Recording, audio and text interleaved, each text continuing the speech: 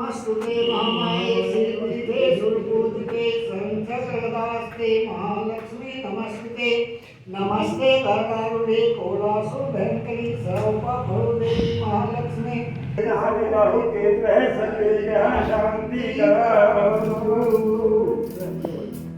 सभी को नमस्कार। और जैसे कि वीडियो के शुरू में ही हमने आपको दिखाया, हमने यहाँ पर वेदों का संस्कार हो रहा था और पंडित जी द्वारा कराया गया था। तो ये हैं चारों वेद और ये लाइब्रेरी है। मंदिर में हम खड़े हैं और ये लाइब्रेरी है जो हमारे बाबा जी हैं गाँव के, इन्होंने यहाँ पर मंदिर में दान दे रखी है ये लाइब्रेरी, जिसमें बहुत सारी किताबें हैं हिंदू धर्म के ग्रंथ। आज इन्होंने वेद दिए हैं, चारों वेद, ऋग्वेद, सामवेद, अथर्ववेद और यजुर्वेद। ये आर्य समाज के हैं और इसके राइटर हैं, कौन है इसके राइटर? पंडित जयदेव शर्मा इसके राइटर हैं। तो आप इसके बारे में बताइए, आपको ये कहाँ से मिले और जो हमारे दर्शक हैं वो इन्हें कहाँ से खरीदे या किस तरह से आपने यहाँ पे? ऐसा है जी, ये काफ़ी दिन से मेरे मन में ये था कि जो है ये चारों वेद जो है हम अपने इस पुस्तकालय में मंदिर में रखें और लोगों को पढ़ने की प्रेरणा दें।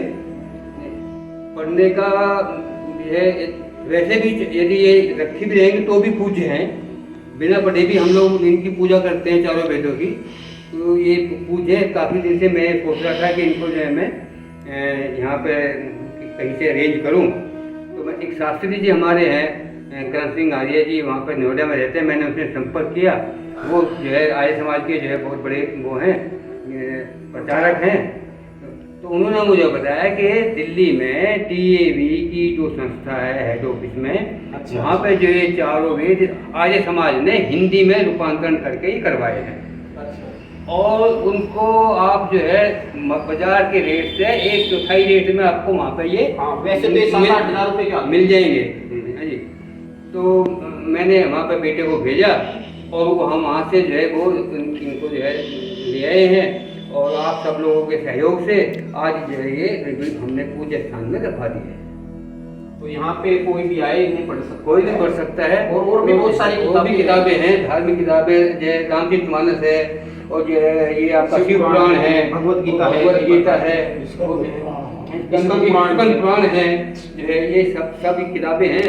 कोई भी भाई गांव का यहाँ पे आकर इनको पढ़ सकता है और जिसको यहाँ पे बैठने का टाइम नहीं है वो किताब घर भी ले जा सकता है, वो घर ले जाकर पढ़ के जो कर सकता है। कोई सी भी किताब ले जाओ, कोई भी ले जाओ, वो जो पढ़ के अपने घर रख सकता है। और ये टोटल कितने भाग में है? ऐसे ये जो चारों वेद हैं एक्चुअली में हैं तो 4 ही, लेकिन इनकी 14 ऋग्वेद जो है 7 भाग में है, अथर्ववेद 4 भाग में, यजुर्वेद 2 भाग में और ये सामवेद जो है ये 1 भाग में। तो ये 14 भाग हो गए। 14 भाग में संपादित, इसमें भाष्य दिया गया है, इसलिए ये पूरे हिंदी रूपांतरण, हिंदी अनुवाद है, मतलब संस्कृत है हिंदी अनुवाद है, तब जाके ये पूरा सरल सिंपल है इसमें। और इन्होंने ये स्कंद पुराण भी आज ही दान दिया है। स्कंद पुराण गीता प्रेस का है, वैसे तो 10-12 भाग में आता है, लेकिन ये संक्षिप्त में आता है। इतना टाइम किसी के पास नहीं है कि 10-12 भाग में स्कंद पुराण पढ़ पाए। बहुत ही अच्छा पुराण है, इसे भी पढ़ सकते हैं। आप सब लोगों का सहयोग चाहिए।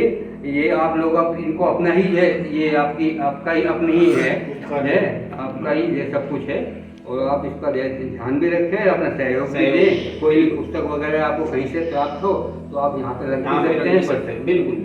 और ये हमारे शास्त्री बाबा जी भी 2 शब्द कहे वेद के बारे में। और वेद हमारे प्राचीनतम ग्रंथ हैं और सबसे पुराने हैं, सनातन बोलते हैं इनको, सदा से जो चलता है, शुरू से जो भगवान के जो ईश्वर के वचन हैं, प्रवचन हैं, सब वेदों में निहित हैं। इसलिए हम वेदों के अनुसार जो भी कार्य करेंगे, जो भी क्रम करेंगे वो शुद्ध माना जाएगा, क्योंकि वेद इसलिए तो कहा है कि वेद हमारे प्राचीनतम ग्रंथ हैं, महात्माओं के, ऋषियों मुनियों के, ये इनके शब्द इनमें प्रस्तुत हैं जो हमें अपने भविष्य के लिए और अपने इस संसार चक्र के जाने के लिए हमें पार उतारेंगे। इसलिए हमें वेद का हमेशा ध्यान करना चाहिए, वेद को पढ़ना चाहिए और हम सब जगत को ही हमें आर्य बनाना चाहिए। धन्यवाद। ये भी हमारे ताऊ जी हैं, ये भी 2 शब्द कहेंगे इसके बारे में। ऐसा सुनने में आया है, जब ब्रह्मा ने विधाता ने सृष्टि की तो उन्होंने आदमियों को जब रचना की तो उनके लिए कुछ नियम बनाए। उस समय कोई लेखन प्रक्रिया नहीं थी। 8-9 गिने चुने ऋषि थे जिनके सामने उन्होंने वो नियम बनाए थे। वे नियम ही हमारे वेद हैं। उन हमारे वेद में वो सभी के लिए उन नियम का प्रकरण है। तो जैसे वे आए हैं, आप भी इन्हें धीरे धीरे पढ़ेंगे और सभी के लिए है, कोई भी आए यहाँ पे ऐसा है, वेद ले जाएं, पढ़ें, कृपया ऐसे को गंदा ना करें। बिल्कुल।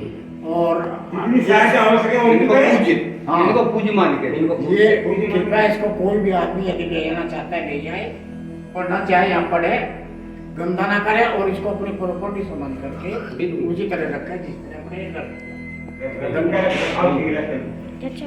तो बस यही चीजें है कि यहाँ पे वेद आ गए। और अब कोई भी, मैं अपने गांव वालों को भी कहना चाहता हूँ, कोई भी आके इन्हें पढ़ सकता है। वैसे इन्हें पढ़ने का एक विधान होता है, किसी गुरु के माध्यम से ये पढ़े जाते हैं। लेकिन इसमें इनमें क्या है कि इनमें संस्कृत है, इनका श्लोक है, प्लस हिंदी में संस्कृत है, संस्कृत हो गए, उसका हिंदी में अनुवाद है, फिर भाष्य भी है। जब भाष्य आ जाता है किसी चीज में तो वो समझ में आने लगती है। हाँ। क्योंकि श्लोक का अर्थ हिंदी में समझ में नहीं आता, लेकिन जब भाष्य आ जाता है समझ में आ जाता है। तो अगर आप मेहनत कर सकते हैं तो समझ भी सकते हैं, ऐसा नहीं है। लेकिन अगर बहुत सी बातें ऐसी होती है नहीं आती समझ में, तो उसमें आपको गुरु की आवश्यकता होती है, ये बात मानने की। और भी बहुत सारी किताबें, हम ये नहीं कह रहे कि वेद तो बहुत बाद में पढ़े जाते हैं, पहले और बाकी की किताब पढ़ी जाती है, जैसे रामायण, महाभारत, गीता, ये सारी चीजें पढ़ी जाती है, तब वेद पढ़े जाते हैं। और बस मैं यही कहना चाहता हूँ, और मैं धन्यवाद करना चाहता हूँ वेद प्रकाश मैनेजर हमारे बाबा जी का, जो इन्होंने ऐसे धार्मिक प्रवृत्ति के व्यक्ति हैं, सामाजिक व्यक्ति हैं, जो इस तरह के